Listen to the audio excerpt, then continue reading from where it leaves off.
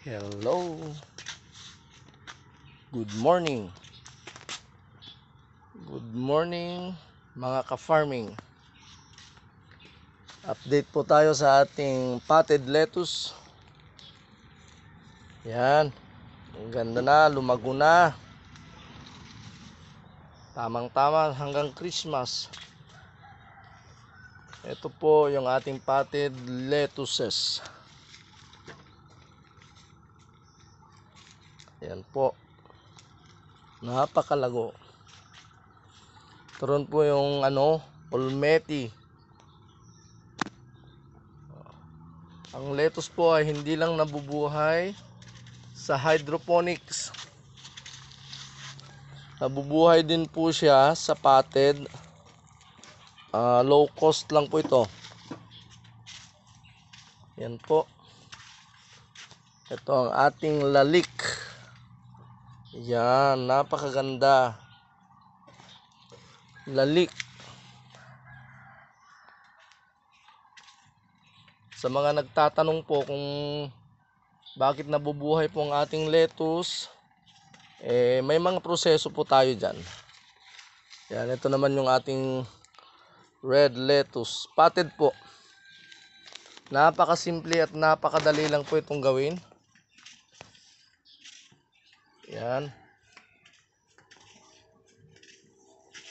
Ito po ang outcome ng ating potted lettuces. Yan. May mga seedlings din po tayo, mga talong. Yan. Okay.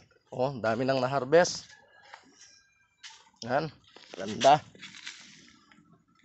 Harvestable na po ito. Lahat ay potted. Ito yung ating romaine. Napakalago din. Yan mga ka-farming. Okay.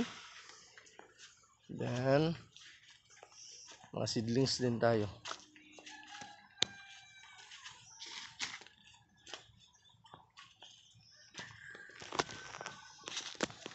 Ito naman yung ating mga potted seedlings. Sa ating farm po ay pinupush natin yung mga potted na pananim kasi pwede naman. Yan yung ating talong. Ito naman yung ating kamatis. Ayan.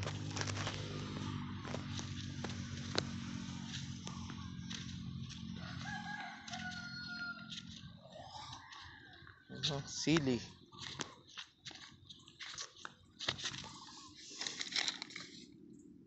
Calixto. Sili pang pakbet. Yan.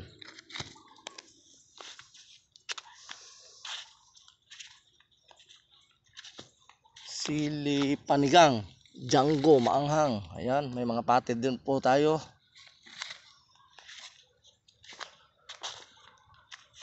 Ang lettuce po ay nabubuhay sa open field. Yan. Ito po yung ebidensya. Wala pong keme-keme dyan.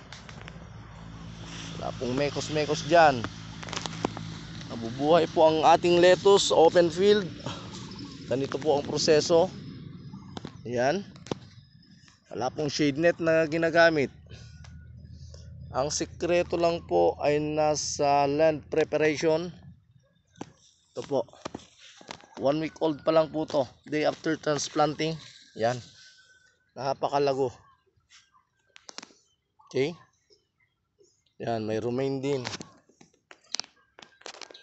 Okay. Ang lettuce naman ay hindi ganun ka-sensitive.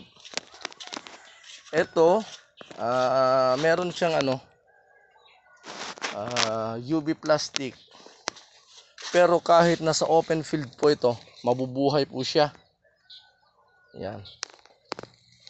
Ito mga ka-farming ha, may ebidensya po tayo sa ating mga potted. Ang potted po ay low cost lamang. Ito. Yan. Ang ganda. Fresh na fresh. Okay. Sa mga gustong matuto, mag-message lang sa akin. Tuturuan ko po kayo. Yan. Seedling production at saka lettuce po. Yan yung mga kamatis natin. 10 days old. Okay. Good morning, good morning. Yan. Low cost lang po ito. Mas mura to kaysa hydroponics. Okay. Salamat. Bye-bye.